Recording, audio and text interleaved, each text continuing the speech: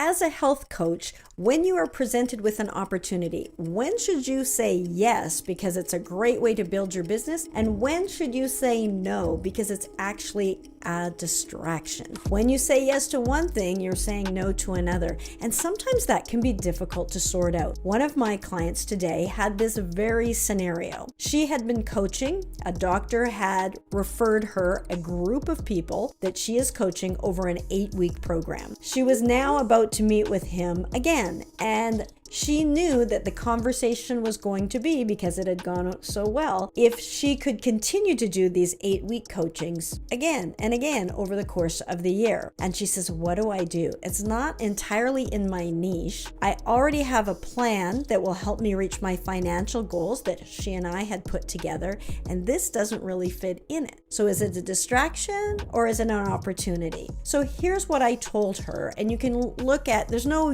yes or no, right or wrong. You're going to be presented with unique circumstances over and over. But here's the thought process that I applied to this that you can use for yourself when you're presented with these opportunities. Now, if she had never done this 8-week coaching before and the doctor had asked her to do it, and if this is the very first time and she doesn't have a business plan already set up and a niche and a bigger game plan like we had created together, but if this was the first time she was doing it and we're working and she's got a niche and she's got an idea and she's got a plan, and then she's got this other opportunity to do 8 weeks for a lower ticket that sometimes some of the clients were on scholarship, so they weren't actually investing themselves in it, and it was a little bit off niche. We could make that work, but it was a little bit off niche. She was certainly qualified to help these people. So if it's the first time, I would say I have a better idea. I would not lock into 8 weeks where you're working in a group and you might not be able to get those results in that way for a low ticket. Instead, I would offer to do a free or low cost one-time teaching, webinar, workshop, one day, that type of thing, and get in front of that crowd for free. And some of those people will go, I have that problem, I'm wanting more of your help, and they would come over and you can coach them through and walk them through your process. And some of them may come into your signature program where you know how you can really help them get great results. And that will fit with your business plan.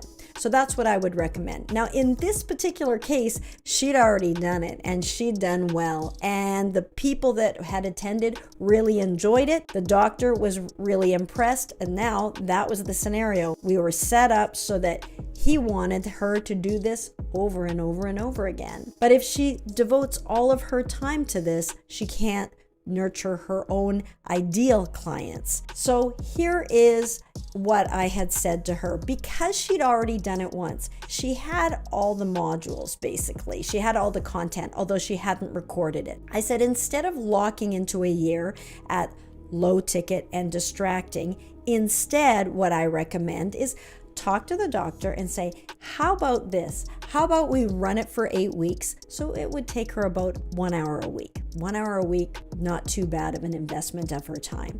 She will get in front of this doctor's audience. Getting in front of other people's audience is always what we're looking for. So she could offer to do this, pay her as he had before, but then say, what if we recorded this? So that you can use this over and over and over again for other people, and you don't have to keep paying me, and she doesn't have to keep coaching live like that. Or she could just do Q&As, which wouldn't be a huge investment of her time. 1 hour a week to get in front of an audience that she could then, at the end of coaching with them, let them know if they have further questions, if they want to work with her further, give them an opportunity to come to her. So even if this is what we call evergreen, so this doctor, it's a win for him because he doesn't have to pay her 6 times the amount. She doesn't have to redo the same things over and over. She can leverage her time by using these recorded modules, but getting paid for it the first time. But everywhere in those modules in her teaching, let the audience know, those people know that you're happy to answer questions. Give your contact information, invite them to connect. And once they're connected, then you can walk them through. And some of them might be fine just as they are. They might have light questions, but that allows you to get in front of someone else's audience, and some of those people really could benefit from your services.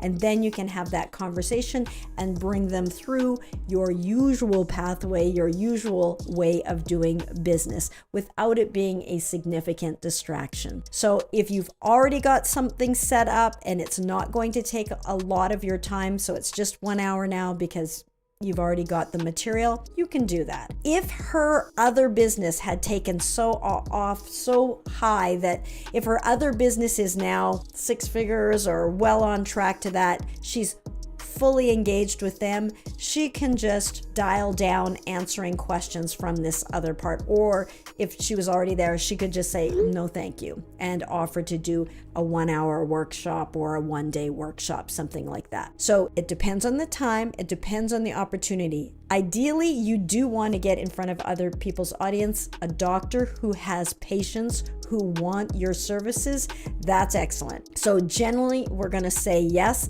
but we don't want to lock into a long term at a low price with a lot of your ability kind of being in check. You can't really give everything you want to this person because it's really in the confines of what somebody else, in the container that somebody else has created. So if it's already up and running and you kind of have it as autopilot, you're going to be more likely to say yes. It'll dovetail in, especially if those people could potentially be ideal clients of yours. If it is brand new and it's going to take a lot of time to create something new, I would say no. That would be a no. Just say thank you and just offer to do a free or low cost workshop or training so that you can still take advantage or leverage or get in front of that opportunity that is being presented so that you can potentially help those people more deeply and further. So it's a question that's going to come up if you have a circumstance where you've been presented with an opportunity and you just can't decide whether you should do it or not. One of the first questions you want to have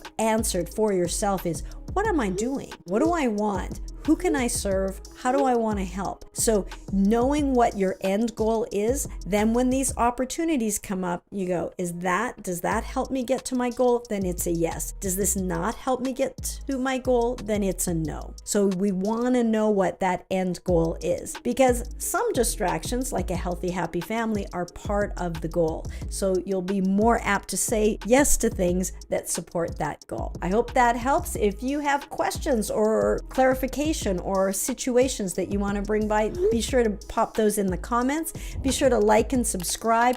Check out all of the great videos that we have on 6-figure health coach tips. Be good for you.